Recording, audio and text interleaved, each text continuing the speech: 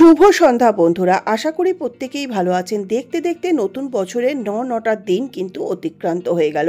এই 9টা দিনের মধ্যে কিন্তু আমিও ভীষণভাবে ব্যস্ত ছিলাম। 1 জানুয়ারি দিদির বাড়ি গেছিলাম, 2 তারিখে ভাগ্নিকে নিয়ে কলকাতা ঘুরতে বেরিয়েছিলাম, 3 তারিখে কাকা শ্বশুর দেওর যা এসেছিলেন, 4-5 তারিখে একটু পার্সোনাল কাজ ছিল, 6 তারিখে হঠাৎ ডিসিশন নিলাম যে দক্ষিণেশ্বর মন্দিরে পুজো দিতে যেতে হবে। প্রথম নতুন বছর পড়েছে, প্লাস পৌষ মাস, তো সেই জন্য সকাল সকাল ঘরের পুজো করে ফল টল সমস্ত ধুয়ে নিলাম। চাল, গুড়, কমলালেবু এই দিয়েই আমি পুজো দিই।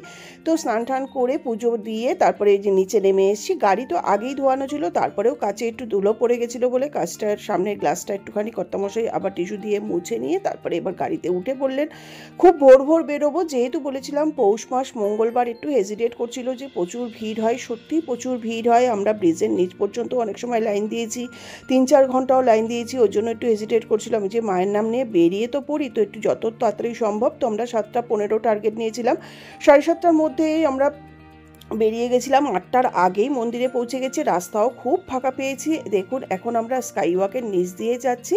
যারা গাড়ি বা মেট্রো বা অন্য কিছুতে আসেন তারা স্কাইওয়াকে উঠতে পারেন বা বাসে আসেন। তো আমরা যেহেতু গাড়ি পার্ক করতে হবে, তো স্কাইওয়াকে আর ওঠা হয় না। এবার দেখুন, মূল ফটকের সামনেই চলে এসেছি। এখান থেকে যখন দেখলাম বাদিকে আমরা গাড়ি রাখতে পারছি, তখন বুঝলাম যে যাই হোক ভেতরে কতটা লাইন হয়েছে, খুব বেশি হয়তো লাইন হবে না।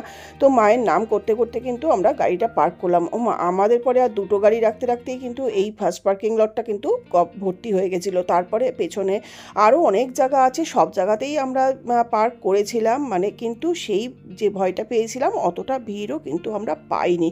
যাই হোক, মাই রক্ষা করেছে। এরপরে আমরা লাইনে দাঁড়িয়ে 8টার আগেই ঢুকে আমাদের 9টার মধ্যেই কিন্তু সমস্ত পুজো, মাতৃদর্শন, তারপরে শিব মন্দির দর্শন সমস্ত কিন্তু কমপ্লিট হয়ে গেছিলো 1 ঘন্টার মধ্যেই। তো এত সুন্দর পুজোটা হবে তাতে কর্তামশাইও খুশি হয়ে গেল। তারপরে বললাম তুমি একটু আমার জন্য ওয়েট করো। কর্তামশাই খুশি না হলে কিন্তু তাকে ওয়েট করানো যেত না, পুজো দিয়েই বেরিয়ে আসবে। এই যে এখান থেকে কিন্তু প্রচুর লাইন হয়ে যায়, প্রচুর বাসের ব্যারিকেড করা থাকে, কেন সারা পৌষ মাস জুড়েই তো প্রচুর ভিড় হয়। আর শনি মঙ্গলবার তো কথাই নেই। তো তখনও কিন্তু লোকজন বেশ হালকা হালকা ছিল, তখন প্রচুর লোকজন ঢুকছে। আর এই শান্ত নিরিবিলি এই মন্দিরের পেছনের সাইডটা না আমার দাঁড়াতে বা ছবি তুলতে ভীষণ ভালো লাগে। তো এখানে একটুখানি ঘুরলাম, একটু দেখলাম, তারপরে কয়েকটা ছবিও তুলে নিলাম। তারপরে এখান থেকে আমার আরও একটা জিনিস ভালো লাগে, যারা এখানে আসেন ছবি তোলেন, এই যে মন্দিরটার পুরো ইয়েটা কিন্তু প্রতিচ্ছবিটা কিন্তু জলের মধ্যে পড়ে। তো সেইটাও আমি তুলে নিলাম, একটু দাঁড়ালাম। আর সকালের ঠান্ডা হাওয়াটা না বেশ ভালো লাগছিলো। অনেকে হয়তো ভাবেন শীতকালে বাবা এত ঠান্ডার মধ্যে উঠবো, কিন্তু একবার উঠে স্নান করে নিয়ে বেরিয়ে গেলে না তখন মনটা কিন্তু দারুণ লাগে। তো এইখানেও আমরা অনেক লাইন দিতাম, কিন্তু আর মন্দিরের ভেতরে যেহেতু মোবাইল অ্যালাউ নেই সবাই জানেন, তো সেখানে তো অতএব ভেতরের ছবি দেখানো সম্ভব নয়।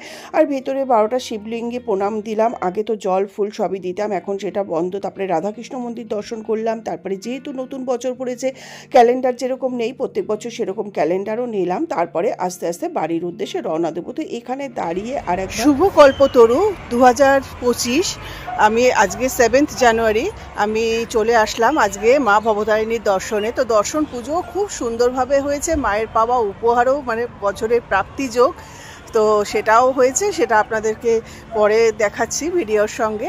তো চলুন, খুব সুন্দর দর্শন হয়েছে। মাকে প্রণাম করে এখন আমি বাড়ির উদ্দেশ্যে রওনা দেবো। 2-3 তো বললাম। 4 তারিখে কর্তামশাই তার বন্ধুদের সাথে কফি হাউসে গেছিলো। 5 তারিখে আমার খুড়তো দাদার ছেলে আমার জন্য গুড় কুকি সমস্ত নিয়ে আসলো, এবার প্রাপ্তিযোগটা বলছি।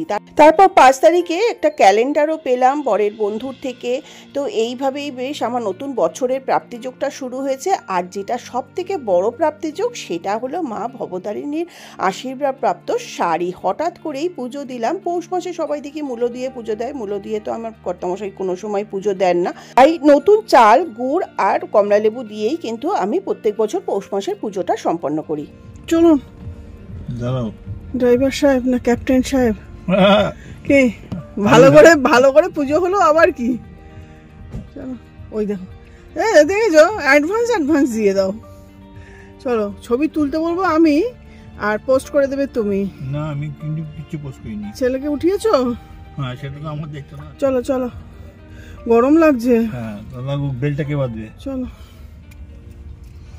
জয় মা। জয় মা ভবতারিণী মায়ের জয়, তাই তো? জয় মা। ভালো করে বলো, জয় মা। পুরোটা কমপ্লিট করো। জয় মা ভবতারিণী, জয় মা। মাকে আবার স্মরণ করে আবার আসবো এই কামনা নিয়ে আমরা এবার বাড়ির উদ্দেশ্যে রওনা হলাম।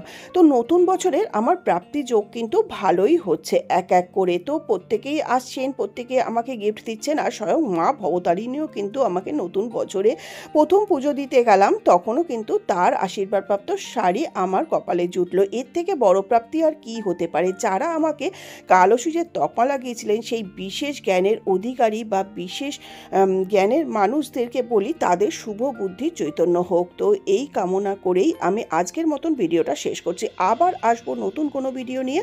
ততক্ষণ আপনারা ভালো থাকবেন, সুস্থ থাকবেন, দেখতে থাকবেন আমার নানা রকমের ভিডিও। আর আমার প্রত্যেকটা ডেলি লাইফস্টাইলই তো আমি বলি কোথায় যাচ্ছি, কি করছি, কি খাচ্ছি, তো সবটাই এক এক করে এইভাবেই আপনাদের সঙ্গে শেয়ার করব।